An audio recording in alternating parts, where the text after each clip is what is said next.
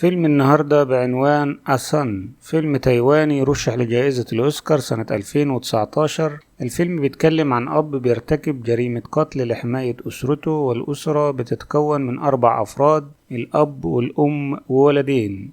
الأب مدرب قيادة سيارات وبيعاني بشكل كبير في تربية أبنائه، والأم بتشتغل في صالون تجميل. أما الأولاد فهم ولدين لكن عكس بعض تماما، واحد منهم فاشل ومجرم وبيجيب مشاكل دايما لأسرته، والتاني مثالي وشاطر وملتزم، لكن الاتنين كانوا سبب في معاناة ومشاكل كبيرة للأسرة، وده اللي هنعرفه من خلال أحداث الفيلم. بيبدأ الفيلم مع واحد من الولدين واسمه تشين جيان، وهو راكب الموتوسيكل ورا صديقه رادش، وراحوا على المطعم ده ودخلوا على واحد ضربوه بآلة حادة، قطعوا ايده وسابوه ومشوا. بعد كده بيظهر الأب واسمه تشين، وهو في شغله بيشتغل مدرب قيادة السيارات، ومراته بتكلمه على اللي حصل لابنه وانه اتقبض عليه وانهم لازم يحضروا المحاكمة، وهو بيرفض وبيقول لها ان ملوش غير ابن واحد، وهو بيقصد الابن الملتزم الابن الشاطر، لكن الام عمالة تعيط وبتترجاه انه يلحق ابنه. راح الأب والأم المحكمة اللي ظهر فيها ان رادش الصديق هو الشرير وهو المسيطر على ابنهم، ولما المحكمة طلبت من الأب إنه يتكلم قال لهم احبسوه لأني معرفتش أربيه. بعد كده بيروح الأب لابنه التاني الابن الملتزم الشاطر في الدراسة اللي اسمه تشين جيان هو، بيروح للمدرسة وبيديله هدية، وتقريبا كده كان رايح له عشان يعوضه عن زعله عن ابنه اللي اتسجن. بعد كده بتيجي الست دي ومعاها بنتها تقابل الأم وبتبلغها إن بنتها حامل من ابنها تشين جيان اللي هو الابن المجرم، وإنها هتروح المحكمة تشتكي ابنها، وسابتها ومشيت.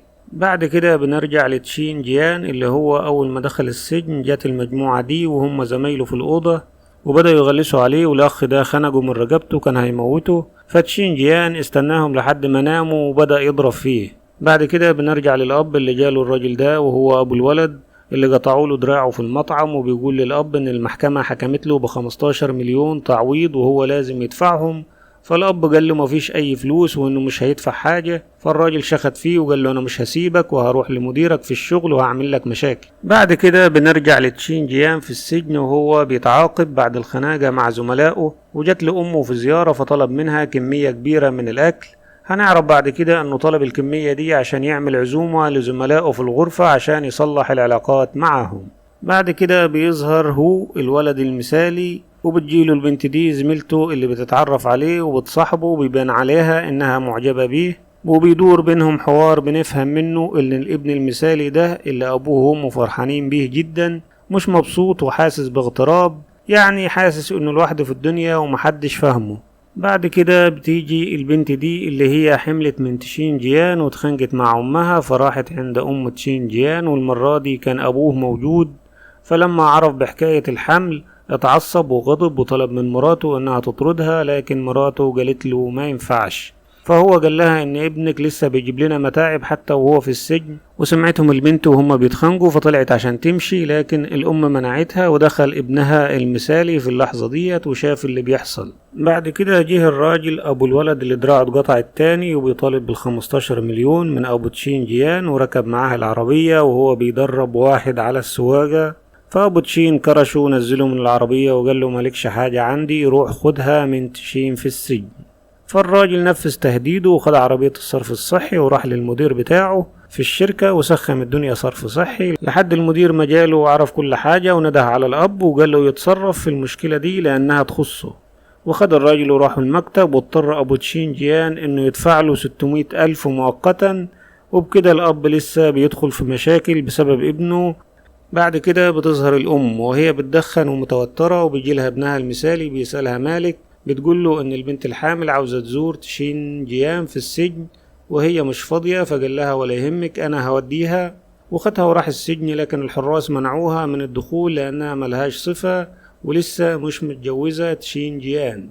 فدخل هو قابل أخوه وعرفه إن مراته أو البنت اللي هتبقى مراته بره، فأخوه انفعل عليه وإزاي ما حدش جاب له سيرة، وعرفه وعلى صوته عليه، وأخوه مصدوم مش عارف يرد عليه لأنه كان فاكر إنه بيعمل حاجة كويسة وإنه هيبسطه. بعد زيارته لأخوه روح البيت استحمى وغسل سنانه ووضب أوضته، وفي الآخر رمى نفسه من الشباك وانتحر بشكل صادم مش مفهوم، وطبعا الأم والأب كانت بالنسبة لهم صدمة كبيرة جدا، خصوصا الأب اللي بيعتبر نفسه مخلفش غير الولد ده، وكان دايما يقول للناس إن عنده ولد واحد لأنه بيعتبر الولد المجرم مش ابنه، ودايما بيحكي على ابنه الناجح المثالي.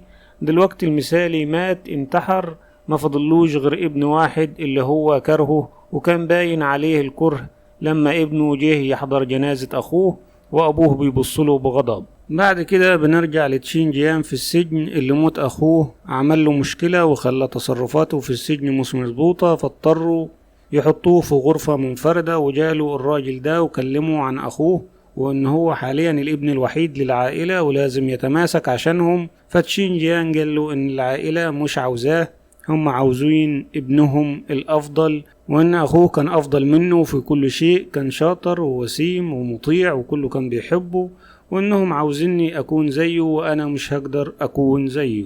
بعد كده تشاويو اللي هي البنت اللي كانت حامل ولدت ولد، وأمها وأم تشين جيان قرروا إن الولاد لازم يتجوزوا، وخدوها وراحوا السجن عشان يجوزوهم. وبرضه في اللقاء ده كان أبوه سايبهم وقاعد بعيد، وكان الجواز في أجواء كئيبة. بعد كده خرج تشين جيان من السجن، وكانت أمه ومراته مستنيينه على الباب وخدوه روحوا، وهم في الطريق فأمه قالت له إن والدك عنده شغل فمعرفش يجي، فهو قال لها مفيش مشكلة. وصل تشين جيان البيت، كان أبوه موجود قاعد على الكنبة بيتفرج على التلفزيون ومكشر ومبصش على ابنه، وابنه فضل واقف مستني أبوه يرحب بيه ولا حاجة، لكن ما تحركش من مكانه.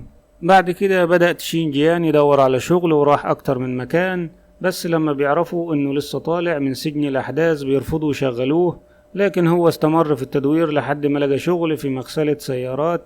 وبعد كده أبوه ساب البيت وراح ينام في الشغل وما بيروحش خالص، والمدير بيكلمه إنه لازم يروح ويهتم بأسرته، لكن الأب قال له إنه من ساعة ابنه ما رجع من السجن وهو مش عارف يعيش في البيت وما بيطلعش من أوضته خالص، خايف يقابل ابنه في أي مكان في البيت وهو مش قادر يقول له ولا كلمة واحدة. فالمدير سابه ينام في الشغل، لكن وهو نايم حلم بابنه اللي مات، الابن المثالي اللي أبوه كان بيحبه جدا، وحلم إن ابنه خده وطلعوا يتمشوا في مكان معين وبعدين سابه ومشي. فالأب صحي من النوم مفزوع من الحلم اللي شافه، ومن كتر حبه في ابنه اللي مات لبس وطلع يتمشى في نفس المكان اللي ابنه خده وراح فيه، لكن بيتلفت حواليه كل شوية يدور على ابنه يمكن يظهر، لكن ما ظهرش. فراح محل يشتري سجاير، لكن لقى ابنه المجرم هو اللي بيشتغل في المحل وهو اللي بيبيع له السجاير، فحس ان في حاجة وان وصوله لهنا مش صدفة، وان ابنه اللي ظهر له في الحلم اكيد كان يقصد يوصله لهنا عشان يشوف ابنه التاني. وقفوا يتكلموا مع بعض، فالأب بيقول لابنه مش انت كنت شغال في مغسلة سيارات؟ فالابن قال له ايوه ولسه شغال فيها وبشتغل هنا بالليل. فابوه قال له هتقدر على الشغل ده كله؟ فابنه قال له ايوه، وقال له انه بيشتغل كتير عشان يوفر مكان ليه ولمراته وابنه، وانه هيسيب البيت. فالاب فهم ان ابنه بيقول له يرجع البيت وهو هيمشي منه طالما مش عاوز يعيش معاه، وحس الاب بان ابنه اتغير ومهتم بشغله وحياته، وحس ان دي ممكن تكون بداية جديدة ليه وللأسرة، فرجع البيت واعتذر لمراته عن الغياب. في الوقت ده ظهر رادش اللي هو صديق تشين جيان المجرم اللي قطع ايد الولد في المطعم، لكن تشين جيان ما كانش طايقه وكان عاوز يكرشه، لكن رادش قال له انت خرجت من السجن قبلي ورغم كده عمرك ما فكرت تزورني في السجن، وبدأ يلومه انه مش ممكن هيسيبه في حاله، وطلب منه فلوس مساعدة يبدأ بيها مشروع وخصوصا 15 مليون. فرادش سابه ومشي، ولكن قاله انه هيرجع تاني، وراح لتشين جيان المغسلة تاني وخدوه بالعربية ومشيوا، ورجع تاني يطلب منه فلوس، فتشين جيان قاله مفيش. فطلب منه رادش انه يقوم بعملية اجرامية هي قتل واحد من الشرطة مقابل انه ما يطلبش منه فلوس تاني، لكن تشين جيان رفض. بعد كده ظهر ابو تشين جيان وهو بياخد اول خطوة لمساعدة ابنه، وراح لرادش مكان شغله اللي تحس انه وقر للمجرمين مش مكان للشغل، وحاول الاب ان يدي رادش مبلغ من المال مقابل ان يسيب ابنه في حاله. وهنا رادش قال له حاجة بتوضح ليه هو مصر انه ما يسيبش تشين جيان في حاله. قال للاب ان المحكمة لما حكمت ب15 مليون تعويض للولد اللي ايده اتقطعت وهو ما كانش عنده حد يدفع له وما حلتوش غير بيت بتعيش فيه جدته، لكن الحكومة خدت البيت بتاعه باعته مقابل التعويض وحطت جدته في دار مسنين، وساعتها هو كان محتاج أي مساعدة، لكن دلوقتي لأ، ما عادش محتاج حاجة ومش هيسيب ابنه في حاله. بعد كده راح رادش لتشينجيان المغسلة من تاني، ولقى هناك عربية حديثة حب يركبها وياخد بيها لفة، وحاول تشينجيان يمنعه لكن معرفش. خرجوا هما الاتنين راكبين العربية، وفي الطريق بدأ بينهم حوار ان تشينجيان بيسأل رادش ليه بتطلب مني كل شوية فلوس، هو انا مديون لك؟ فرادش قال له ايوه، وقال له انا لما قطعت ايد دان كان بسببك، لان دان كان اعتدى عليك انت، وانا دخلت السجن 3 سنين اكتر منك، وانت خرجت قبلي وما زرتنيش ولا مرة رغم اني اتسجنت بسببك. فتشينجيان قال له انا ما قلتلكش اقطع ايده، انا كنت عاوزك تخوفه بس. في اللحظة دي قال رادش لتشينجيان انه يقف بالعربية وطلع له شنطة فيها مخدرات، وطلب منه يوصلها لشخص معين. وتشينجيان كان محتار، لكن في النهاية قال له انه هيوافق يوصل الشنطة دي، وبكده يكون سدد ديونه، ودي اخر مرة هيعمل فيها كده، ونزل من العربية وسابه ومشي. دخل تشينجيان منطقة مهجورة وسأل على الشخص اللي رايح له لحد ما وصل له، واداله شنطة المخدرات واستلم منه شنطة فلوس وخرج جري. ولما وصل عند العربية ملقاش رادش، وفضل ينده عليه محدش بيرد، فركب العربية ورجع المغسلة، غسل العربية من جديد ونضفها وفتح الشنطة، لقى فلوس كتير، فضل باصص لها شوية كده، فلوس كتير تغري ان اي حد ياخدها حتى لو ما كانش مجرم. بعد كده وهو مروح جت عربية سودا ونزل منها ناس خدته ومشيت، وظهر بعد كده وهو بيجيب لهم الشنطة اللي فيها الفلوس بعد ما ضربوه، وظهر معاهم الراجل اللي اخد البضاعة واداله الفلوس. ولما لقى الفلوس زي ما هي ما نقصتش خالص استغرب وسأل تشينجيان ماذا حدث بعد ما خرجت بالفلوس. فتشينجيان قال له لم أجد رادش في السيارة ومعرفش هو راح فين. فسأله تاني قال له انت ليه محتفظ بالفلوس وما خدتش منها حاجة؟ فتشينجيان قال له كنت منتظر رادش عشان ياخدها. فقال له كانت ايه علاقتك برادش؟ قال له رادش ده الشخص اللي سبب لي المتاعب طول حياتي. فالراجل اداله مبلغ من الفلوس وقال له دول حق توصيلك للبضاعة، ولا تقلق من رادش فلن يسبب لك متاعب اخرى ابدا. فتشينجيان قال له ليه؟ ايه اللي حصل له؟ فقال له ان رادش مات، وجدوه مضروب حتى الموت، وبعد كده نزلوه من السيارة ومشوا. وبكده تشينجيان تخلص من اكبر كابوس في حياته وهو رادش، لكن ما يعرفش ده حصل ازاي وتخلص منه ازاي. بعد كده كان الاب والام في زيارة لقبر ابنهم اللي انتحر، ولما خرجوا الام طلبت من الاب انهم يتمشوا شوية، فراحوا حديقة فيها مرتفعات وطلعوا على مكان عالي ووقفوا يتكلموا.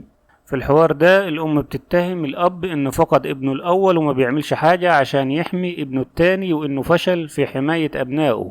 وهنا الاب بدأ يحكي لها انه راح لرادش عشان يديله فلوس ويسيب ابنه في حاله، لكن رادش رفض. وعرف الاب ساعتها ان رادش هيودي ابنه في داهية، فبطل يروح الشغل وبدأ يقف بالعربية عند المغسلة اللي بيشتغل فيها ابنه ويراقب ابنه ليل ونهار، لحد ما ظهر رادش وخرجوا وهم راكبين العربية الحديثة. مشي وراهم، ولما ابنه نزل من العربية ومعه الشنطة بعد شوية نزل رادش ووقف على جنب الطريق، فاستغل الأب الفرصة ودخل فيه بالعربية قتله وجره داخل الأشجار. وبسبب المطر بدأ رادش يفوق فشال حجر وخبطه على دماغه ومات. وهنا بنعرف سبب موت رادش، وإن الأب هو اللي عمل ده وقتله. انهارت الأم في البكاء لما عرفت إن زوجها هو اللي قتل رادش، وفضلت تصرخ وتضرب فيه وهو يطبطب عليها وأخدها بالحضن. وهنا بينتهي الفيلم. أعتقد إنه فيلم رائع، وأداء الممثلين كان ممتاز، خاصة اللي عامل دور الأب. وأتمنى أكون عرفت ألخص لو أنت من الأبطال ولسه مكمل معانا لنهاية الفيديو، أتمنى ما تنساش تعمل لايك وتشترك في القناة وتسيب رأيك في التعليقات.